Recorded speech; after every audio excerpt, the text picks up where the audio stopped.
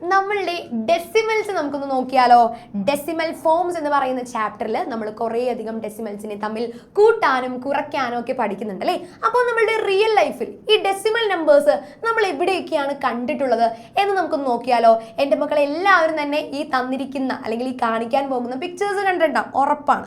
നോക്കിക്കേടാ, ആദ്യം നമ്മൾ പെട്രോൾ പമ്പിൽ പെട്രോൾ അടിക്കുമ്പോൾ അതിനകത്ത് ആ മീറ്റർ റൺ ചെയ്തുകൊണ്ടിരിക്കുന്നത് നിങ്ങൾ കണ്ടിട്ടുണ്ടോ. നോക്കിക്കേ, 233.9 എന്ന് പറയുന്ന ഒരു നമ്പർ കണ്ടോ ഇതില്.